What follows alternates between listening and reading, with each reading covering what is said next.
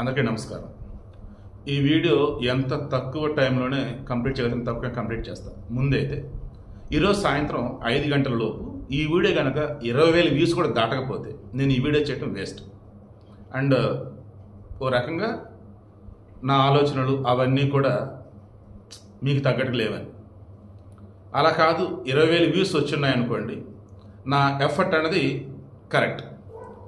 50,000 views కూడా దాటింది అనుకోండి, నా ఎఫర్ట్ అనేది పర్ఫెక్ట్. ఎందుకు ఇదంతా అంటే 2000 సంవత్సరాల తర్వాత అని కాదు, ఈవెన్ 1990 తర్వాత అని చెప్పవచ్చు.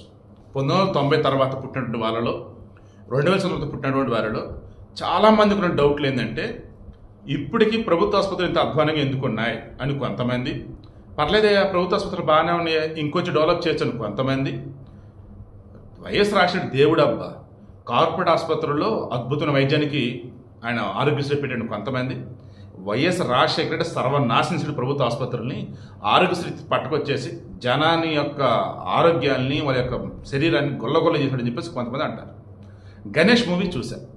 దానికన్నా ముందు నేను మీకు టి కృష్ణ, నాకు ఎంతో బాగా నచ్చినటువంటి డైరెక్టర్, మన గోపిచంద్ తొట్టుపూడి గోపిచంద్ వాళ్ళ నాన్నగారు 36 సంవత్సరాలే కన్ను మూసారు హెల్త్ ఇష్యూస్ వల్ల. 7 సినిమాలు ఆయన డైరెక్ట్ చేయడం జరిగింది. అందులో 6 బ్లాక్ బస్టర్ హిట్లు వెనకాల అటాచ్ చేసింది అవి. నాకు ఎంతో బాగా నచ్చినటువంటి డైరెక్టర్ ఆయన. ఆ తర్వాత మరలా ఆ రేంజ్లో సొసైటీని ఎంపవర్ చేయగలిగి సమాజంలో ప్రతి ఒక్కరిని కూడా ఆ సినిమాలో లీనమైనటువంటి చేయలేనటువంటి దమ్మున్నటువంటి డైరెక్టర్ వచ్చేసి తిరుపతి స్వామి. గణేష్ మూవీ డైరెక్టర్ అతనే. డిస్క్రిప్షన్లో లింక్ ఇస్తా. గణేష్ మూవీకి సంబంధించి జస్ట్ ఎండింగ్లో లింక్ అయింది అంతే, చివరిలో ఒక 15 నిమిషాలు అంతే, క్లైమాక్స్ అనుకోండి డైరెక్ట్గా. ఆ సినిమాలో ఏదైతే తిరుపతి స్వామి చెప్పిన డైలాగులు ఉన్నాయో, వెంకటేష్ పలికిన డైలాగులు ఉన్నాయో, అసలు మనం క్రాస్ చెక్ చేస్తే అది 1998లో వచ్చిందండి ఆ సినిమా. ఇది 2025 అండి. అప్రాక్సిమేట్లీ ఎంత అండి? 27 సంవత్సరాలు. 27 సంవత్సరాలకు కూడా ప్రభుత్వ డాక్టర్లు అలాగే ఉన్నారు. ప్రభుత్వ ఆసుపత్రుల్లో ట్రీట్మెంట్ చేయించుకోవాలంటే జనాలు భయపడుతూ ఉన్నారు. అండ్ డబ్బున్నోళ్ళు పొలిటీషియన్స్ బయటే చేయించుకుంటున్నారు. కార్పొరేట్ ఆసుపత్రులు ఓ రేంజ్లో దారుణంగా అలాంటి గుంజుతూనే డబ్బులు. మార్పు లేదు. ఎందుకు ఏంటంటే 2004లో వైఎస్ రాజశేఖర అనబడే వ్యక్తి అధికారంలోకి రావడమే తెలుగు రాష్ట్రాలకు సంబంధించి శాపం. 2019లో జగన్మోహన్ రెడ్డి రావటం ఇంకా చెప్పలేనటువంటి ఘోరం అన్నట్టు. చాలామందికి నచ్చకపోవచ్చు, వైఎస్ఆర్ అభిమానులకి నన్ను తిడుతూ కామెంట్లు కూడా పెట్టవచ్చు. బట్ మీ గుండెల మీద చేసుకోండి. ఈ వీడియోని మీ ఇంట్లో 40 సంవత్సరాలు దాటినటువంటి వాళ్ళు ఉన్నారో వాళ్ళకి చూపించండి, 50 సంవత్సరాలు దాటిన వాళ్ళు ఉన్నారో వాళ్ళకి చూపించండి. లేదు, ఈ వీడియోని మీకు తెలిసినటువంటి ఒక టీచర్కి, మాస్టర్కి చూపించండి. 1998లో గణేష్ సినిమా వచ్చిన తర్వాత ఎడ్యుకేషన్ సిస్టమ్, మరి ముఖ్యంగా మెడికల్ ఎడ్యుకేషన్ సిస్టమ్స్ ఎలా ఉంది, అండ్ ప్రభుత్వ ఆసుపత్రులు ఎలా ఉన్నాయి, అండ్ కార్పొరేట్ ఆసుపత్రులు ఎలా ఉన్నాయి అని క్రాస్ చెక్ చేస్తున్నప్పుడు ప్రభుత్వ ఆసుపత్రుల్లో పనిచేస్తూనే బయట కార్పొరేట్ ఆసుపత్రుల్లో పనిచేస్తూ ఇక్కడున్న ఆడ పంపుతూ మొదలెట్టారు. జేబులు చిల్లులు పెడుతున్నాయి. ప్రభుత్వ ఆసుపత్రుల్లో సరైన మందులు ఉండవు, డాక్టర్లు వచ్చేసి ఇంటి అవైలబుల్ ఉండవు, బెడ్లు ఉండవు, అండ్ ఆడకు వచ్చినటువంటి పేషెంట్ల దగ్గర నుంచి మరలా అక్కడ ఉన్న అటెండర్లు డబ్బులు లాగుతాం. ఇలా చెప్పుకుంటూ పోతే ఆసుపత్రికి వెళ్ళామంటే ప్రేరకే ప్రభుత్వ ఆసుపత్రి అని, కానీ డబ్బులే డబ్బులు చిన్నదానికి పెద్ద ప్రతిదానికి డబ్బులు గుంజేవారు. ఇది చంద్రబాబు నాయుడు ముఖ్యమంత్రి అయిన తర్వాత 1995లో ముఖ్యమంత్రి అయిన తర్వాత ఫస్ట్ ఆయన ప్రక్షాళన చేసిందంటే తెలుసా? విద్య స్కూల్స్, వైద్యం ఆసుపత్రులు, నెక్స్ట్ గవర్నమెంట్ ఆఫీసులు ప్రక్షాళన చేసుకుంటూ వచ్చాడు. ఇలా ప్రక్షాళన చేస్తున్న మూమెంట్లోనే ఈ గణేష్ సినిమా వచ్చేసి ఉస్మానియా ఆసుపత్రిలో షూటింగ్ చేశారు. బట్ అన్ఫార్చునేట్లీ, అఫ్కోర్స్ మనం ఫార్చునేట్ థింగ్లే, కానీ ఇప్పుడు కొత్త ఆసుపత్రి కట్టబోతున్నారు. ఎక్కడ? ఆ గోషామాన్ స్టేడియంలో రోడ్లు మొత్తం ఇరికిరికి ఉంటాయి. మరి ఆడెందుకు కడతారో నాకు అర్థం కావట్లేదు. అదైతే చాలా రాంగ్ స్టెప్. ఈలో మరి రోడ్లు ఏమైనా ఎక్స్టెన్షన్ చేస్తారో చూద్దాం. ఉస్మాన్ ఆసుపత్రి ఇప్పుడు కూడా అక్కడ రన్ అవుతుంది. ఎక్కడైతే రన్ అవుతుంది అక్కడ. ఈ గణేష్ మూవీ 1998లో తీసేటప్పటికే ఆ ఉస్మాన్ ఆసుపత్రి మొత్తం పెచ్చులుడుతూ ఉండేది, చాలా బాధపడిపోయి దారుణంగా ఉండేది. అప్పటి నుంచి కూడా ఎవరు పట్టించుకోవాలి. బట్ చంద్రబాబు నాయుడు ఏం చేశాడు తెలుసా, కింగ్ ఎడ్వర్డ్ మెమోరియల్ ఆసుపత్రి ఏదో ఉండే ఫస్ట్ బిఫోర్ ఇండిపెండెన్స్, దానిని గాంధీ ఆసుపత్రి అని పేరు మార్చారు. ఇంతకుముందు ఎక్కడ ఉన్నప్పుడు చివరికి మోండా మార్కెట్, సికింద్రాబాద్ స్టేషన్ ఉంది, దాని అక్కడ మోండా మార్కెట్, అక్కడ గాంధీ ఆసుపత్రి ఉండేది. దెన్ ఆ తర్వాత కాలేజ్ వచ్చింది, కాలేజ్ బషీర్బాగ్లో ఉండేది, ఆసుపత్రి ఇక్కడ ఉండేది. ఇక ఆ తర్వాత మెడికల్ కాలేజ్ గాంధీని మార్చిన తర్వాత నాకు తెలిసి ఈ గణేష్ మూవీ కూడా ఆ మూమెంట్లో ఆసుపత్రులకు సంబంధించేసి ఎంత అవసరం ఉంది, కార్పొరేట్ ఆసుపత్రి రావాల్సిన అవసరం నొక్కి చెప్పింది. అండ్ పాలకులు ఉన్న వాళ్ళు ఎవరైతే ఉన్నారో గల్లా కొట్టుకుని లాగిపెట్టి కొట్టినట్టు చెప్పాడు. అప్పుడు చంద్రబాబు నాయుడు ముషీరాబాద్ సెంట్రల్ జైలు నుండి ఉండే, ఇప్పుడు గాంధీ ఆసుపత్రి ఉందే అది, దాన్ని అక్కడి నుంచి దాన్ని చర్లపల్లికి మార్చేశారు. ఇక్కడ స్థలం అంతా ఉంది కదా, ముషీరాబాద్ సెంట్రల్ జైలు స్థలం అంతా కూడా మొత్తం డిమాలిష్ చేసి గాంధీ ఆసుపత్రిని కట్టారు. ఓపెన్ అయింది నాకు తెలిసి గాంధీ ఆసుపత్రి 2003లోనో 2లోనో లేదంటే 5 or 6లో చంద్రబాబు నాయుడు సమయంలో స్టార్ట్ అయింది. మన ఏపీలో ఉమ్మడి ఆంధ్రప్రదేశ్లో గాంధీ ఆసుపత్రి టాప్, ఇంకా అత్యధికమైన వసతులతో స్టార్ట్ అయింది. అదే సమయంలో చంద్రబాబు నాయుడు హయాంలో ఏపీలో ఉన్నటువంటి చాలా ఆసుపత్రులు ప్రక్షాళన మొదలైంది. నేనే చెప్తాను, ఐ స్వేర్ అండి, దగ్గరుండి మరి ప్రభుత్వ ఆసుపత్రికి వెళ్ళేవాడిని నేను నా చిన్నప్పుడు ఏదైనా ఇష్యూస్ వచ్చినప్పుడు. ఎందుకంటే జన్మభూమి అంటూ, ప్రస్తుతం పరిశుభ్రత అంటూ, సడన్ ఇన్స్పెక్షన్లు అంటూ, అసలు ప్రభుత్వ వ్యవస్థలంటే ఆన్ డ్యూటీ అన్నట్టు చేసేవాడు చంద్రబాబు నాయుడు. అన్ని సవ్యంగా నడుస్తూ ఉన్నాయి. ఇక అప్పుడు ఈ రాజశేఖర రెడ్డి వచ్చేసి ఏం చేశాడు, ప్రభుత్వ ఉద్యోగాలకు సంబంధించి వాళ్ళని పెట్టుకునే విధంగా ఏదో చేయాల్సింది చేసేసాడు. ఇక ఆసుపత్రికి సంబంధించి అన్నప్పుడు అప్పటికే గణేష్ సినిమాకి క్లైమాక్స్లో వచ్చేది ఉంది కదా, వెనకాల అటాచ్ చేస్తాం చూడండి, ప్రైవేట్ ఆసుపత్రులు ఉన్నాయా అప్పటికే దోచుకోవడం మొదలెట్టాయి. ఏ రకంగా, ప్రభుత్వ ఆసుపత్రి వైద్యులతో, ప్రభుత్వ ఆసుపత్రి సిబ్బందితో కుమ్మక్క అయిపోయి, ఏ ట్రీట్మెంట్ లేదు, ఇక్కడ మందులు లేవు, పలానా ఆసుపత్రికి వెళ్ళండి అని చెప్పి ఆడ పంపించాం. ఆడొచ్చేసి భయంకర టెస్టులు రాసేవాళ్ళు. ఆ తర్వాత వచ్చేసి ఆపరేషన్ అని అవన్నీ దారుణంగా దోచుకుంటూ ఉండేవాళ్ళు. ఇప్పుడేమైంది, చంద్రబాబు నాయుడు వచ్చాక అంత స్ట్రెంగ్త్ చేసుకుంటూ అవసరం మేరకు ఏదైనా పెట్టుకుంటూ పోతూ ఉన్నాడు. ఇక డబ్బున్నోడు కార్పొరేట్ ఆసుపత్రికి పోతున్నాడు. ఇంకొంతమంది డబ్బున్న వాళ్ళు కూడా పలానా చోట మంచి డాక్టర్ ఉన్నాడు అనుకున్నప్పుడు ఆడికి ట్రీట్మెంట్ చేసే సందర్భాలు కూడా ఉన్నాయి. అట్లాంటిది రాజశేఖర్ వచ్చిన తర్వాత ప్రభుత్వ ఆసుపత్రిని పట్టుకుండా వదిలేశాడు. కార్పొరేట్ ఆసుపత్రుల్ని అందలం ఎక్కిద్దామన్నట్టు ఆరోగ్యశ్రీ పట్టుకొచ్చాడు. నేను కూడా మా నాన్నకి ఆరోగ్యశ్రీ కింద ఆపరేషన్ చేయించాను. ఎక్కడ చేయించాను, కేర్ హాస్పిటల్ నాంపల్లిలో చేయించాను. మీరు అనొచ్చు, మరి ప్రభుత్వ ఆసుపత్రికి ఎందుకు వెళ్ళాలా, మీ చంద్రబాబు నాయుడు బాగా చేశాడు కదా అని చెప్పే కదా. వన్స్ చంద్రబాబు నాయుడు దిగిపోయిన తర్వాత మరలా ప్రభుత్వ ఆసుపత్రులు వరస్ట్గా తయారైపోయాయి. వాటిని ప్రక్షాళన చేసి సవ్యంగా చేయాల్సినటువంటి రాజశేఖర రెడ్డి, ఏమైనా జగన్మోహన్ రెడ్డి, డాక్టర్ రాజశేఖర రెడ్డి మీ నాన్న ఏం చేశాడు, మీ నాన్న ప్రభుత్వ ఆసుపత్రిని వదిలేశాడు, ఫండ్స్ తగ్గించేశారు, ఆరోగ్యశ్రీ అంటూ పెట్టి దాన్ని కార్పొరేట్ ఆసుపత్రికి భయంకరంగా లబ్ధి చేకూర్చారు. నేను మా నాన్నని అప్పుడు నా చేత అంత డబ్బులు లేకుండే గాంధీ ఆసుపత్రికి తీసుకెళ్ళా ఫస్ట్. ఈవెన్ ఆరోగ్యశ్రీ ఉండి కూడా నేను గాంధీ ఆసుపత్రి తీసుకెళ్ళి తెలుసా మీకు. ఆరోగ్యశ్రీ కింద ఎంపానల్మెంట్ ఆసుపత్రులు ఏమున్నాయి ఏంటి మొత్తం చూసి కూడా గాంధీ ఆసుపత్రి మంచి పేరుని తీసుకెళ్తే అక్కడ ఎన్విరాన్మెంట్ చూసి మా నాన్న భయపడిపోయాడు. వద్దురా అంటే అప్పుడు ఇంకా కేర్ ఆసుపత్రి పట్టుకెళ్ళా. నిజమే, కొన్ని సందర్భాలలో పాత సినిమాలో పెద్ద కమల్ హాసన్ టైప్ నేను, నా వల్ల ఇబ్బందులు పడ్డారు. ఇంకా ఆ తర్వాత నేను మారిపోయా. అపరిచితుల్లో రామానుజులు లేకుండా అట్లా కూడా మారిపోయా. సో అపరిచితుల్లో క్లైమాక్స్లో కనిపిస్తాడే రాము, ఓ రకం ఇప్పుడు అలా ఉన్నాను అనుకోండి. కొన్నిసార్లు అపరిచితుడు వస్తాడు లోపల, కొన్నిసార్లు నార్మల్గానే ఉంటూ ఉంటాడు. బట్ ప్రాక్టికల్గా ఉంటాను అయితే మాత్రం, ఓకేనా. సో విషయం ఏంటి, అలాంటి ఊరు చంపలేదే బాబు, క్వశ్చన్ చేస్తా అంతే. సరే, విషయం ఏంటంటే మా నాన్నగారిని కేర్ హాస్పిటల్కి తీసుకెళ్ళాను. ఇంకా ఆడ అన్ని చెక్ చేసి బైపాస్ సర్జరీ అంటే భయపడుతున్నా. మా నాన్న ఏం కాదు నాన్న, సర్జరీ అంటలే అన్న. మందులు ఎవరంటున్నా అన్నాడు. ఇస్తారంటే సర్జరీ అంటే 2 రోజులు ఉన్నా అన్న. ఎవరు మా నాన్న దరిదాపులు రాలేదు, మొత్తం నేనే చూసుకున్నాను. సో విషయం ఏంటంటే నేను చెప్తుంది, మా నాన్నకి నేను దగ్గర ఉన్నాను, మొత్తం చెక్ చేసుకున్నా. ఆయన కేర్ ఆసుపత్రి లాంటిది సరిపోయిందండి. ఆరోగ్యశ్రీ వల్ల అవసరం లేకపోయినా ఎంతమందికి బైపాస్ సర్జరీ చేస్తారో తెలుసా, అవసరం లేకపోయినా ఎంతమందికి స్టంట్స్ వస్తుందో తెలుసా, అవసరం లేకపోయినా వేరే ఆపరేషన్లు ఎంతమందికి చేశారో, ఎన్ని రకాలుగా ఈ ఆరోగ్యశ్రీ ద్వారా ఆసుపత్రులు జనాన్ని ఒళ్ళు గుల్లగుల్ల చేశారో తెలుసా.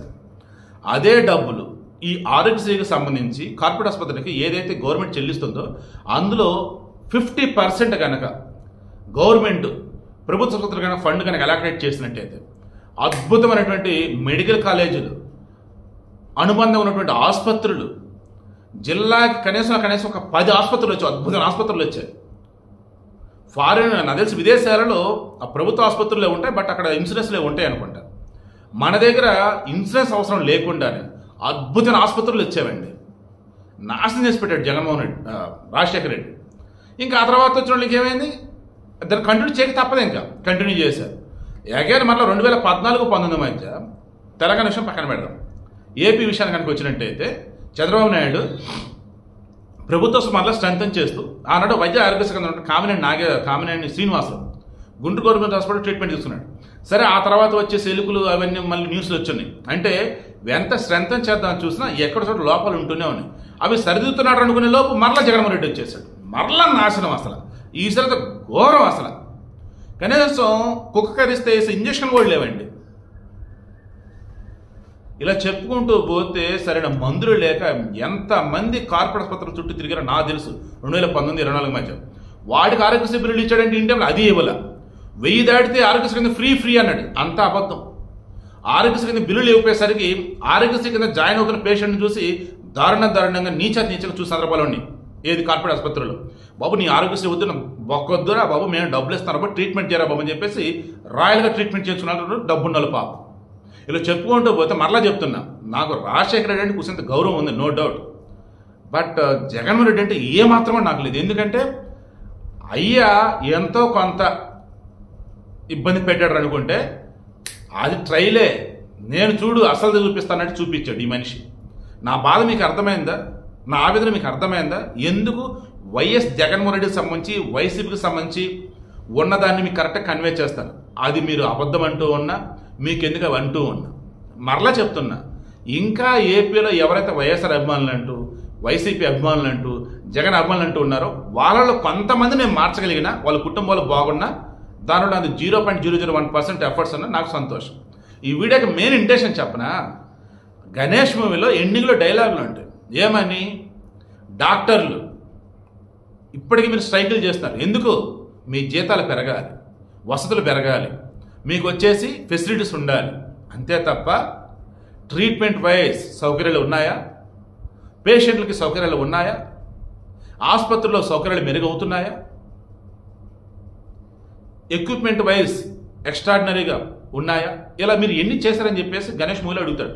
ఇప్పటికీ చాలామంది మెడికల్ విద్యార్థులు కూడా వాళ్ళు స్ట్రైకులు చేస్తున్నప్పుడు కూడా నాకు తెలిసి ఇప్పుడు కొంత మారిందిలే కానీ, బట్ ఆ మూవీలో ఉన్న డైలాగ్ ఇప్పటికీ ఉంది. ఇంకా వారికి నెలలో వచ్చే స్టైఫండ్ కోసం వాళ్ళు దాన్ని ఏమంటారు, స్ట్రైక్ చేస్తున్నారు. మొన్న కూడా అదే అయింది తెలంగాణలో. నేను తను తప్పడతల్లా, బట్ ఇప్పటికీ అదే ఆలోచిస్తున్నాను తప్ప హాస్పిటల్ స్ట్రెంథన్ చేద్దాం, సామాన్యులకు మెరుగైన వైద్యం అందిద్దాం ప్రభుత్వ ఆసుపత్రులు అని చెప్పేసి అవి ఆలోచించట్లా. తర్వాత గణేష్ మూవీలో కోటా శ్రీనివాసరావు యాక్టింగ్ ఎక్స్ట్రాడినరీ. మరలా చెప్తా, ఈ మధ్యకాలం కొంచెం మారింది కానీ అంతకుముందు ఓ రకంగా 2005కు ముందు వరకు వేసుకోండి, లేదు 2010 ముందు వరకు వేసుకోండి, లేదు బీజేపీ గవర్నమెంట్ రావడానికి ముందు వరకు వేసుకోండి. నేషనల్ అవార్డ్స్ అంటే సౌత్లో ఇస్తే మహాదా తమిళ మలయాళంలోకి ఇచ్చేవాళ్ళు, లేదంటే ఎక్కడైనా కన్నడం, మొత్తం కూడా నార్త్ వాళ్ళకే. గణేష్ మూవీలో డైరెక్టర్ తిరుపతి స్వామికి అవార్డు రావాలి, అండ్ అసలు కోటాకి బెస్ట్ అవార్డు రావాలండి. ఇవాళ స్టేట్ అవార్డు వచ్చింది, నంది అవార్డు వచ్చినట్టు. అండ్ వెంకటేష్ అద్భుతమైన పెర్ఫార్మెన్స్ అవార్డు రాలా. స్టోరీ అద్భుతమైన స్టోరీ, ఉత్తమ చిత్రంగా అవార్డు రావాలి, రాలా. స్టేట్ అవార్డులు వచ్చినట్టు 1-2. సినిమా మరలా చెప్తున్నా, ఈ జనరేషన్ చూడాలండి. గణేష్ మూవీలో కోటా శ్రీనివాసరావు యాక్టింగ్ చూశాక మీకు అనిపించింది. నిన్న ధనుష్ని బిచ్చగాడ ఏంట మూవీ మొన్న వచ్చింది కదా, పేరు మర్చిపోయాం, నాగార్జునది వీళ్ళది వచ్చింది కదా, రష్మికది వీళ్ళది. అందులో చూపిస్తారు కదా ధనుష్ని బిచ్చగాడిలాగా, కుబేర. మరలా చెప్తున్నా, ఆ రోజు నేను సినిమా చూసి ఎమోషన్ ఫీల్ అయిపోయి ధనుష్ యాక్టింగ్ పోటేసా. ఓకే, యాక్టింగ్ మంచిది, నేను కాదనను, కానీ అదొక క్రాస్ సెక్షన్ అల్లరి నరేష్ అని చెప్పాను కదా. అసలు కోటా శ్రీనివాసరావు యాక్టింగ్ ముందు ఎవరు సరిపోతారండి? అసలు ఒక గణేష్ మూవీ చాలా, అసలు ఉమ్మమ్మ ఇన్ని వేరియేషన్స్ రా నాయన. ఆ క్లైమాక్స్లో ఆసుపత్రిలో కింద పడి ఉంటాడు, ఆ మూమెంట్లో అలీ వస్తుంటాడు, అలీని చూసి ఒరే నేను రా అని చెప్తున్నప్పుడు అలీ సవరణలు తీసేసి వెళ్ళిపోతారు చెవిటి మిషన్. నెక్స్ట్ పిఎల్ నారాయణ వస్తారు, ఆయన అద్భుతమైన యాక్టర్. అంటూ ఉంటే కోట శ్రీనివాసరావు ఏంద్ర నీ బాధ, అవతల మినిస్టర్ కనపడక ఇబ్బంది పడుతున్నావు లేదంటే అంటూ ఉంటాడు కోట. ఏంద్రా నువ్వు మినిస్టర్వా, రే నువ్వు ఉండాల్సింది ఏడు కదరా పిచ్చాసుపట్లారా అని కథనే వెళ్ళిపోతాడు. అప్పుడు కోట యాక్టింగ్ బాబా పిచ్చెక్కిచ్చిదండి. సో ఈ వీడియో ఎందుకు ఇస్తానంటే కోట శ్రీనివాసరావు యాక్టింగ్ గురించి చెప్పడానికి, గణేష్ మూవీలో ఆ రోజు ఏవైతే చూపించారో ఇప్పటికీ అలాగే ఉంది మన సిస్టమ్. కొద్ది గొప్ప మార్పులు అయితే వస్తున్నమాట. ఇక్కడ రేవంత్ రెడ్డి, అక్కడ చంద్రబాబు నాయుడు ఆ రకం అడుగులు అయితే ముందుకేస్తున్నారు. మళ్ళీ చెప్తున్నా, కేసీఆర్ గవర్నమెంట్లో కావచ్చు, జగన్మోహన్ రెడ్డి గవర్నమెంట్లో కావచ్చు, కొద్ది గొప్ప కేసీఆర్ నేను మెచ్చుకుంటా, కానీ జగన్మోహన్ రెడ్డి కళలో కూడా నేను మెచ్చుకున్నాను. విధ్వంసం అంతే కాదు. సో విషయం ఏంటి, ఇప్పుడు ఆనాడు ఉన్న డాక్టర్లు, స్టూడెంట్లు ఎలాగైతే ఉన్నారు ఇప్పటికీ అలాగే ఉన్నారు. ఆనాడు ప్రభుత్వ ఆసుపత్రులు ఇప్పుడు అలాగే ఉన్నాయి, బట్ కొంచెం ఫెసిలిటీస్ మెరుగైనవి. అండ్ ఆ రోజు ఉన్నటువంటి పోలీసులు ఇప్పటికీ పొలిటీషియన్స్ అలాగే చెప్తున్నారు, అలాగే చేస్తున్నారు. ఆనాడు ఉన్న పేద ప్రజలు ఇప్పటికి అలాగే పేద ప్రజలాగా ఉన్నారు. ఆనాడు ఉన్నటువంటి పొలిటీషియన్స్ వాళ్ళకి హెల్త్ బాగోకపోతే కార్పొరేట్ వైద్యం ఇప్పటికీ అలాగే ఉన్నారు. వాళ్ళు చిన్న కుక్కరిసినా సరే ఫారెన్ వెళ్ళిపోతారు. ఈయన కేసీఆర్గా కంటి చికిత్స ఏదో ఇక్కడ కాకుండా ఢిల్లీలోనో ఫారెన్ ఎక్కడో చేయించారు అనుకుంటా కదా, అదే నాకు ఇప్పటికీ అర్థం కాదు. సరే విషయం ఏంటి, ఆ సినిమా మీరు చూస్తే ఇప్పటికీ ఏం మారలేదు. ఒకవేళ మారితే ఎక్కడో కొద్ది గొప్ప మరదప్ప అన్నీ అలాగే ఉన్నాయని మీరే అంటారు. అందుకోసం ఈ వీడియో ఇస్తున్నా. అండ్ మారే విధంగా చంద్రబాబు నాయుడు అడుగులు వేసాడండి, నిజంగా వేసాడండి. కాబట్టి మళ్ళీ చెప్తాను కదా, స్టార్టింగ్ చెప్పా కదా, మీ ఇంట్లో 40 సంవత్సరాలు దాటిన వాళ్ళు ఉంటే అడగండి, లేదా టీచర్ని అడగండి, మాస్టర్ని అడగండి, వాళ్ళు చెప్తారండి ఎన్ని సంస్కరణలు తీసుకొచ్చున్నాడు, ఎన్ని డెవలప్మెంట్స్ తెచ్చున్నాడు. స్వార్థంతో ప్రకృతి వచ్చేసి సరైన టైంలో వర్షాలు పడకపోతే అది కాస్త చంద్రబాబు మీద వేసేసి సింపతితో కొట్టిపడేశాడు 2004లో. ఇక 2009 వచ్చేసి భయంకరంగా ఓట్లు చీల్చి పడేశాడు ప్రజారాజ్యం పెట్టి చిరంజీవి. ఈలోపు లోక్సత్తాలో వచ్చేసి వాళ్ళు చీల్చేశారు. ఈవెన్ లోక్సత్తా పోటీ చేయకపోయినా, లేదు లోక్సత్తా పడే ఓట్లలో 1% పడ్డ చంద్రబాబు నాయుడు వచ్చేవాడు. పోనీ చంద్రబాబు నాయుడు 2009లో, ఇప్పుడు నేను ఈ మాట నాకు కట్టుబడి ఉంటాను, 2009లో మహాకూటమి సమ్మేదో పెట్టేసి కమ్యూనిస్టులతో టీఆర్ఎస్తో పొత్తు పెట్టుకుని వెళ్ళాడు. అలా పొత్తు పెట్టుకుండా ఉన్నా సరే ఆయనే గెలిచేవాడు. బట్ ఇంకా అంతే, తప్పదు, ఇంకా రాసి పెట్టడం జరిగిపోయింది. ఈవెన్ 2009లో ఆయన వచ్చే సరే అద్భుత ప్రశాంతం జరిగిపోయారు. అతను తెలంగాణ ఉద్యమము, అక్కడ సమైక్యాంధ్ర అంటూ, ఇక్కడ తెలంగాణ అంటూ, ఇక డెవలప్మెంట్లో ఇది ఏమి అనుకుంటే అనుకోండి చాలా లాంగ్ వచ్చేసింది. బట్ ఖచ్చితంగా చూడండి, ఎందుకంటే చాలా విషయాలు చెప్తూ ఉన్నా. కిరణ్ కుమార్ రెడ్డి మీకు తెలియదండి, నేను సెక్రటరీ రిపోర్టర్గా ఉన్నాను స్టూడెంట్ ఛానల్కి. ఒక పక్క మీడియా పాయింట్లో ఏపీ వాళ్ళు ఎవరైనా వచ్చి మాట్లాడితే, ఈరోజు టాప్ మోస్ట్ క్యాడర్ ఉన్నారు జర్నలిస్టులు అంతా కూడా, వాళ్ళు వచ్చి అడ్డుకునే వాళ్ళని, మీరు మాట్లాడేది ఇక్కడని. అదేంట్రా బాబు, ఉమ్మడి రాష్ట్ర ఆంధ్రప్రదేశ్ రాజధాని ఇది, సెక్రటరియట్లో వచ్చి మేము మాట్లాడుతుంటే కాదు కూడదని చెప్పేసి అడ్డుకునేవాళ్ళు. నేను అనేవాడిని ఎందుకు అలా చేస్తారో, మన మీడియా డ్యూటీ కదా, వాళ్ళని అడ్డుకోకూడదు అంటే, అన్న నీది ఆంధ్ర మాకు అర్థమవుతుంది అన్న, అర్థం చేసుకో, తెలంగాణ వచ్చాక మనంతా బాయ్ బాయ్ అన్న, ఇప్పుడైనా మనంతా కలిసే అన్న, లాస్ట్ మూమెంట్లోనూ తెలంగాణ వచ్చేటప్పుడు అర్థం చేసుకున్నా. కరెక్ట్ అయినా మనం జర్నలిస్టులు కదా, వాళ్ళు చెప్పేది కవర్ చేయలేదంటే అర్థం చేసుకోరని చెప్పేసి నా అనేవాళ్ళు ఇంకా సైలెంట్ అయిపోయాడు నేను కూడా. సో ఇప్పుడు విషయం ఏంటి, ఆ రోజు నేను క్రాస్ చెక్ చేశాను. కిరణ్ కుమార్ రెడ్డి హయాంలో ఉద్యోగాల విషయంలో కావచ్చు, ఉద్యోగుల బెనిఫిట్ విషయంలో కావచ్చు, తెలంగాణలో కానీ ఏపీలో కానీ డెవలప్మెంట్ విషయంలో కావచ్చు, ఎక్కడ వెనక తగ్గలేదండి. గ్రౌండ్ లెవెల్ అన్నీ చేసుకుంటూనే వెళ్ళిపోయాడు ఆ మనిషి. బట్ క్రెడిట్ మాత్రం ఆయనకు రాలేదు. సో అంతిమంగా ఈ వీడియోకి ఇంటెన్షన్ చెప్తున్నా, 20 నిమిషాలు దాదాపు వీడియో వచ్చింది. సిస్టమ్ అప్పటికి ఇప్పటికి ఎందుకు అలా ఉందంటే, ఆ సినిమాలో చెప్పిన డైలాగ్ మరలా గుర్తు చేస్తున్నా. మా నాయకుడు ఎక్కడ అని చెప్పేసి అంటాడు. అప్పుడు గణేష్ వచ్చి అంటాడు, చొక్కాకి సరిగ్గా బొత్తాళ్ళు గుండీళ్ళు, పంచి చూస్తే మొత్తం నలిగిపోయి ఉంది, గంజి లేదు అంటాడు. అంటే మొత్తగా పంచి అన్నట్టు, ఉతికిలా ఉతుకుని ఉండదు. అండ్ వాడు చూసి సన్నగా ఉంటాడు. ఏం మనిషిరా నువ్వు, మీ నాయకుడా? 5 ఏళ్ళకి ఒకసారి వచ్చేసి ఒక బాటిల్ ఇచ్చి బిర్యానీ ఇచ్చి ఒక 500 ఇస్తే వాడు మీ నాయకుడు అయిపోతాడా? సరిగ్గా నీ ఇంట్లో తింటున్నారా? నీకు కావాల్సిన సౌకర్యం అని చెప్పేసి క్వశ్చన్ చేస్తాడు. మరలా చెప్తున్నా, తిరుపతి స్వామి పాపం ఆయన 2001-2002 సంవత్సరాలు చనిపోయారండి, 32 సంవత్సరాలు పాపం ఆయనకి. టి కృష్ణ గారి తర్వాత అంత అద్భుతమైన డైరెక్టర్, సొసైటీ మీద అంత రెస్పాన్సిబుల్ డైరెక్టర్ తిరుపతి స్వామి అనుకున్నా. పాపం ఆయన చనిపోయాడు. అండ్ ఫిల్మోగ్రఫీ వెనకాల అటాచ్ చేస్తాను చూడండి. చిన్న వయసులో 32 సంవత్సరాల వయసులో చెన్నైలో ఒక యాక్సిడెంట్లో చనిపోయారు. ఆయన కనుక బ్రతుకున్నట్టయితే మరో టీ కృష్ణకు అద్భుతమైన సినిమాలు వచ్చేవండి. బట్ దేవుడు ఇంక అంతే తీసుకెళ్ళిపోతూ ఉంటాడు. నువ్వు ఎక్కువ సమాజం త్వరగా మార్చేద్దాం చూస్తున్నావు, వద్దురా బాబు అన్నాడు. రెండో cinema Azad cinema super hit చూడండి. గణేష్ 2.2 అన్నట్టు అనుకోవచ్చు. ఆజాద్ అయితే చాలా బాగుంటుంది అది కూడా. నెక్స్ట్ నరసింహ అనుకుంటా, అది వచ్చేసి విజయకాంత్, తర్వాత పేరు ఇషా కొప్పి గారు తమిళంలో తీశారు. అది పాపం ఆ సినిమా రిలీజ్ అవ్వడానికి ముందు పాపం ఈయన చనిపోయాడు. సో ఓవరాల్ వీడియో మొత్తం మీద మరలా చెప్తున్నా, స్టార్టింగ్ చెప్పినట్టు ఇందులో నేను ఏం కవర్ చేయలేదో మీరే చెప్పండి. ఆనాడు ఉన్నటువంటి స్థితిగతులు, ఇప్పుడున్న స్థితిగతులు మొత్తం క్రాస్ చెక్ చేయండి. నాకు తెలిసి ఒక 4-5 నిమిషాలు అనుకొని స్టార్ట్ చేస్తే అన్ని విషయాలు మీకు ఎదురుగా ఉండి ఈ జనరేషన్కి చెప్తున్నట్టు నేను చెప్పాను. మనం మారాలి. ఇంకా జై జగన్, జై చంద్రబాబు, జై రేవంత్, జై కేసీఆర్ అనుకుంటూ ఉంటే మన కుటుంబాలు బాగుపడవు, మన బతుకులు బాగుపడవు. ఎవరు డెవలప్ చేశారు, ఎవరు ఇచ్చిన మాట నిలబెట్టుకున్నారు, ఎవరు కరెక్ట్ చేశారు. ఇచ్చిన మాట నిలబెట్టుకున్నాడంటే అదొక పనికిమాలిన మాట. నిలబెట్టుకున్నాడంటే ఓటేద్దాం, వద్దు, ఎవరికి కావాలేదు అవసరం లేదు. చంద్రబాబు నాయుడు ఉన్నాడండి ఇప్పుడు. జగన్మోహన్ రెడ్డి లాగా 3 రాజులు అంటే 3 ముక్కలు ఆటాడా? 3 రాజులు అయితే 3 ప్రాంతాలు డెవలప్ అవుతుందని చెప్పి జనాలు ఎరుపక్కలు చేశాడా? రాజధాని అమరావతి, కానీ వైజాగ్ ఇంటర్నేషనల్ సిటీగా డెవలప్ అవుతుంది ఇప్పుడు. కాబట్టి మీరు క్రాస్ చెక్ చేసుకోండి. అద్భుతమైన అంతర్జాతీయ కంపెనీలు వైజాగ్ వస్తుంది ఇప్పుడు. రాజధాని అంటే డెవలప్మెంట్ కాదండి, ఇండస్ట్రీస్ వస్తే డెవలప్మెంట్. అది ఇప్పుడు వైజాగ్ చేస్తున్నాడు ఆయన. అండ్ అమరావతి వచ్చేసి ఆల్రెడీ కూడా ఆల్మోస్ట్ అద్భుతమైన కంపెనీలు వస్తున్నాయి. కమిటీ రాయలసీమ, అనంతపురం దగ్గర కానీ, తిరుపతి దగ్గర కానీ, కర్నూలు దగ్గర కానీ, కడప దగ్గర కానీ డెవలప్మెంట్ అంటే డీసెంట్రలైజేషన్. అది చంద్రబాబు నాయుడు చేస్తున్నాడు. ఇది పరిపాలన అంటే. సో ఇలా ఉన్నప్పుడు కులాలకు అతీతంగా, మతాలకు అతీతంగా, ప్రాంతాలకు అతీతంగా ఓట్లు వేసుకోండి, గెలిపించుకోండి, గొప్పగా ఉండండి. అంతే తప్ప మా కులం, మా ప్రాంతం, డబ్బులు ఇచ్చారు, మా పాస్టర్ చెప్పాడు, మా పూజారి చెప్పాడు, మా ఇమాం చెప్పాడు, ఈ కబుర్లు వద్దు. రాష్ట్రాన్ని బాగు చేసుకోవాలన్నా చెడగొట్టుకోవాలన్నా మన చేతుల్లోనే ఉంటుంది.